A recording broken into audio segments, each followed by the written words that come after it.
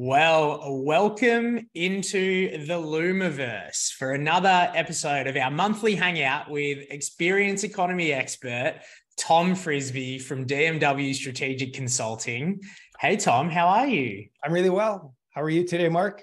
I'm really good. I'm really good. At the time of recording, we're in the middle of or towards the back end of summer.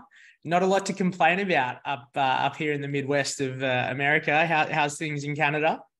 Same thing. It's been a beauty summer, and I've got lots of made some good memories this summer. So that's probably a good way to leave it. Yeah. I think that's what it's all about, right? Yeah, absolutely. I'm slowly learning.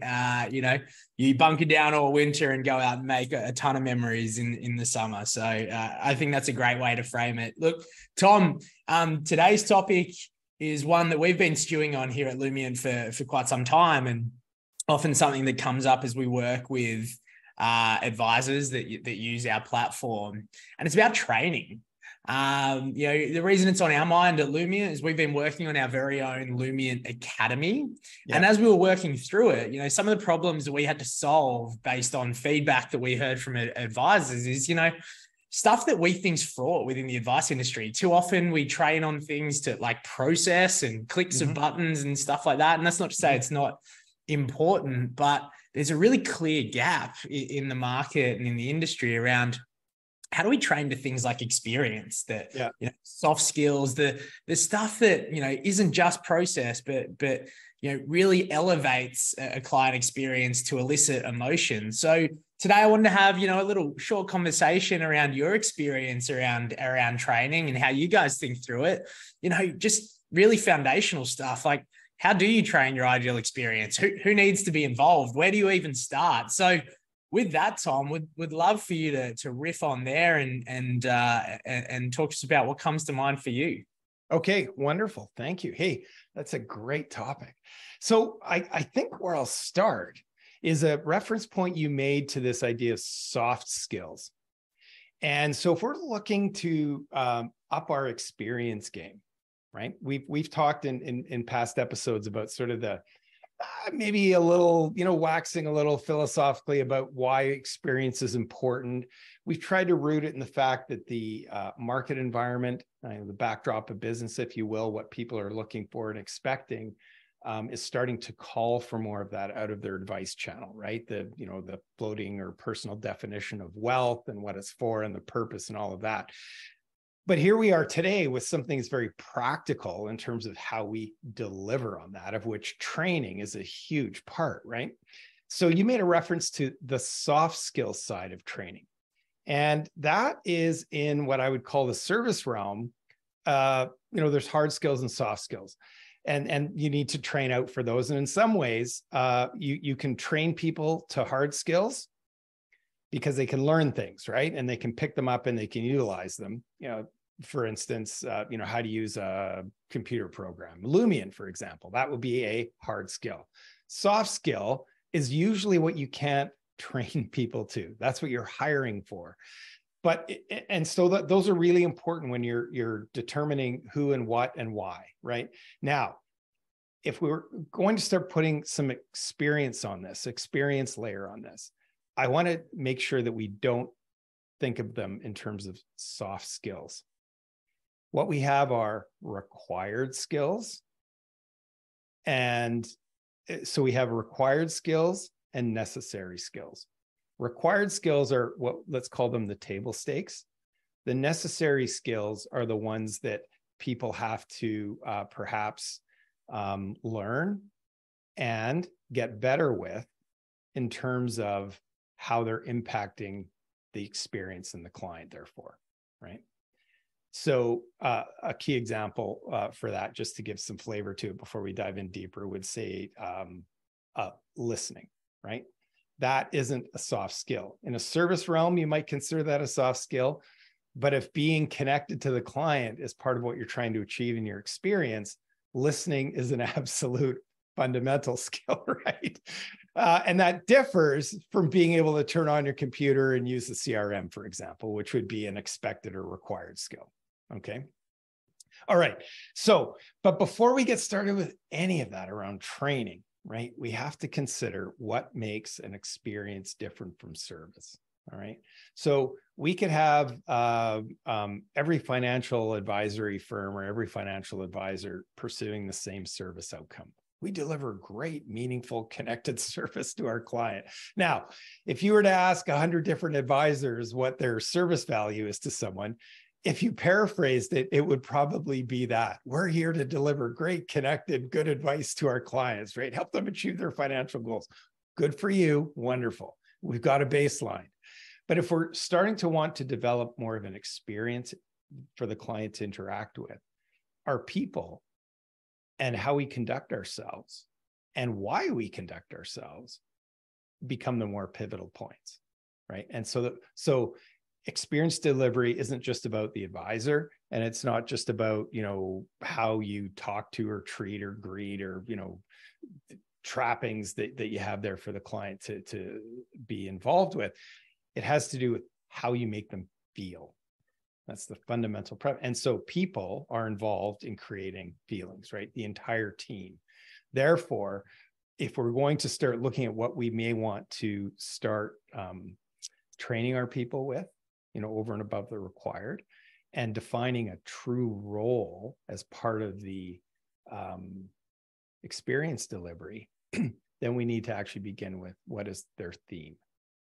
Right? Their theme is what in business speak is referred to as a why, a deeper purpose. It's that thing. So for today's example, I'm just going to use a business theme of connection, trust, and possible. Okay. So my business as the financial advisor today is here to do, of course, deliver amazing amazing experience or deliver amazing service to our clients to help them realize their financial goal. That's our service purpose. But our experience desire is that we want people to feel connection, trust, and that things are possible. That's our deeper purpose. That's our theme. All right. So from that now, we can start asking ourselves, what role does each part of our business need to play? So if we have someone at the front, what would typically be called a receptionist or an admin person or whatever, person of first impressions. I've heard that one a few times, all this kind of thing.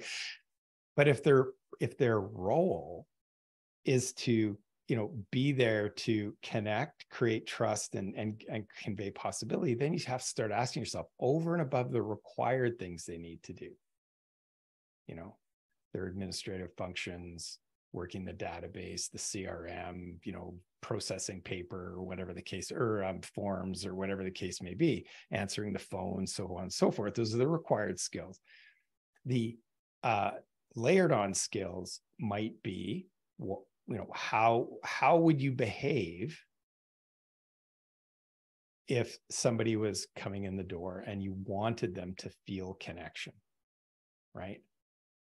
How would you behave on the phone if you wanted them to feel connection and trust, right? Would you follow up more promptly?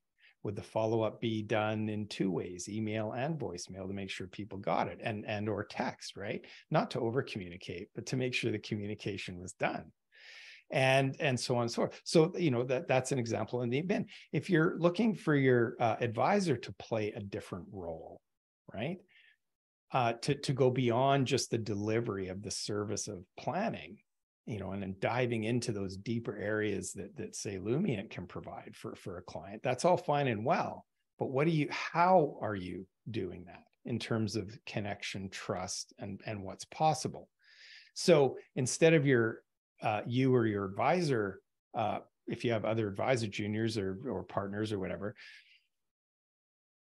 would you, in terms of training and skilling up, developing yourself professionally, would your time be better spent getting better at asset allocation, which really hasn't changed in the last, few decades?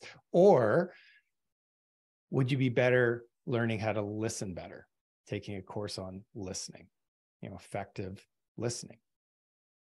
Maybe a coaching course, weekend coaching course, just to understand what coaching really is, so that you can be a better advisor and guide to your client, right? Or maybe you want to understand more about how to deal with grief and all those types of things that happen in a client's life. I had a client of mine.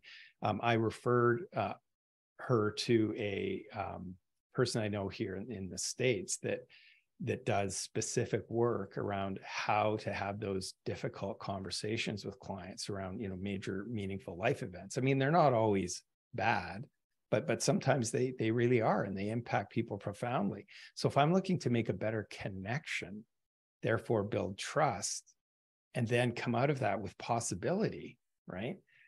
I referred them to this person to get some training on the compassion for communication and empathy in those situations.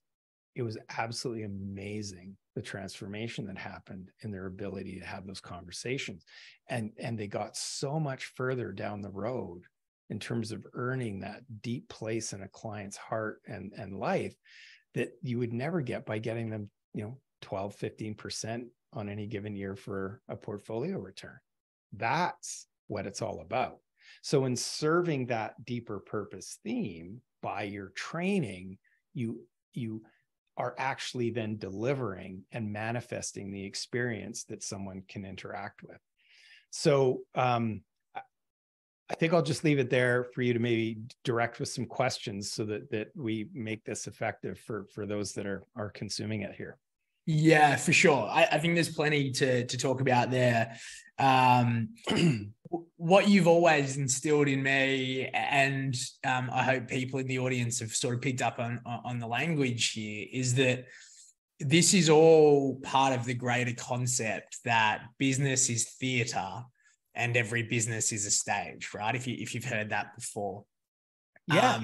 Right. And Tom, you've been using the word role quite a bit. And I think that's a really important point because, the easy concept for us to apply the word role to is position description.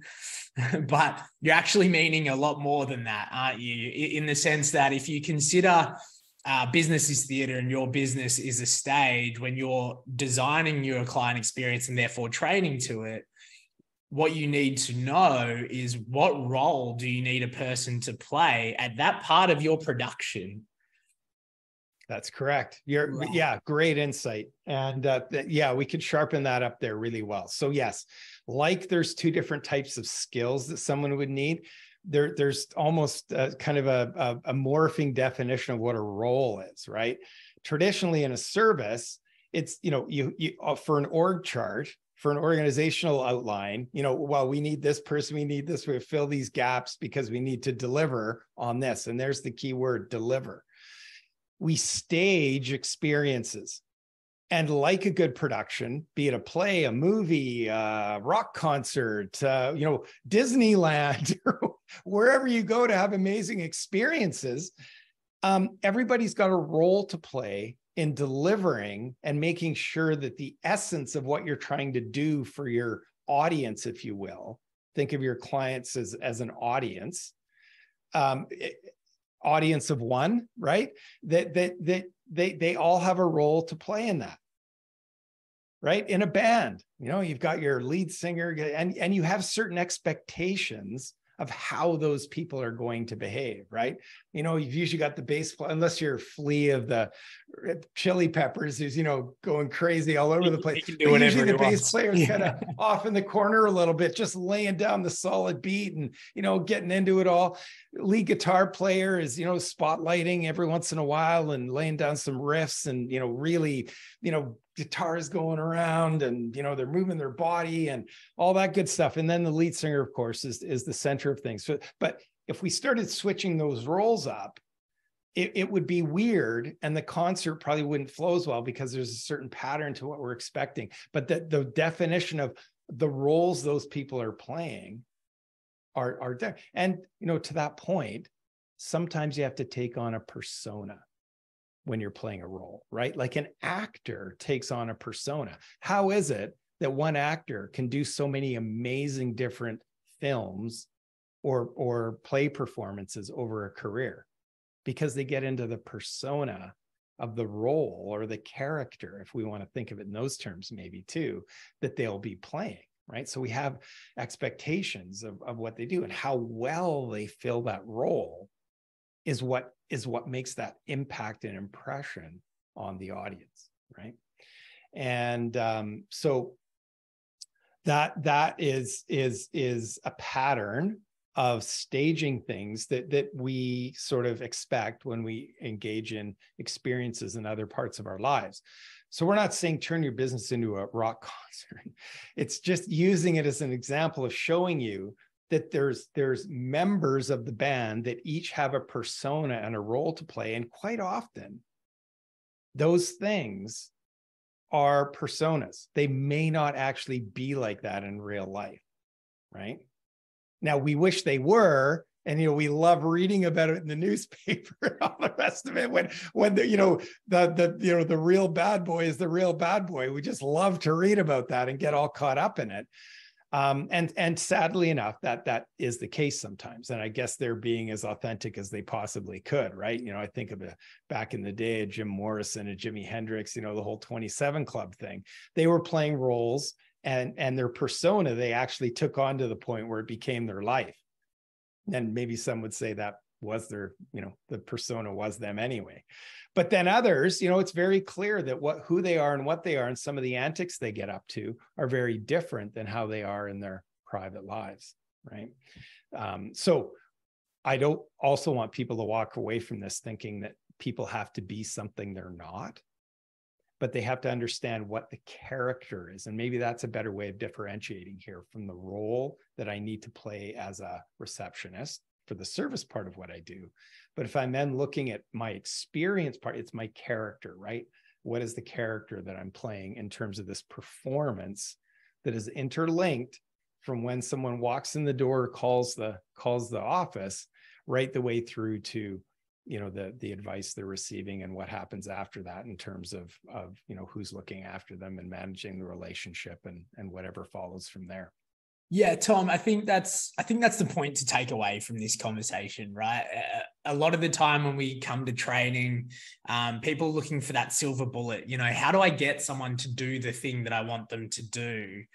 But often the answer for these sorts of things lays in the definition of the problem you're trying to solve first. And it's sort of what we've defined today in that, there are service delivery things that you need to do. Click button here, submit paperwork there.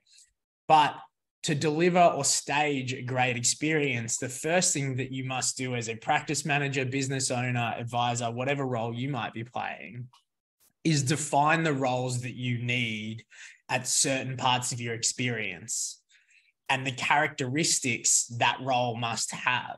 There you go. And then that may lead to the skills correct that someone needs to improve on in their training. So you're spending a better training dollar an hour developing that character role than you are the technical aspects of what they do, because my assumption is they're already very proficient with that, unless of course you're changing systems or, whatever the case may be. But that would be a great distinction and definition.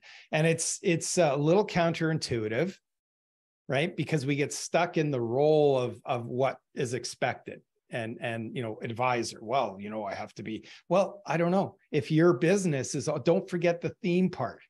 That's what informs the characters you need or the role characters you need for your experience delivery, right? And that has something to do with, part of training also comes back to hiring. So it actually informs how you hire and who you hire and what you hire for, right? So if you need someone that can make connection and trust as a front person, a receptionist at the front who receives clients, and you don't get that feeling from them when you're interviewing them, how is it possible that's okay? So you started by talking about soft skills. We would traditionally call that a soft skill, but I'm also calling it a necessary skill based on the role that they have to play. Because if they can't be taught that, then they're not capable of being able to deliver on that experience you're trying to have someone have, right?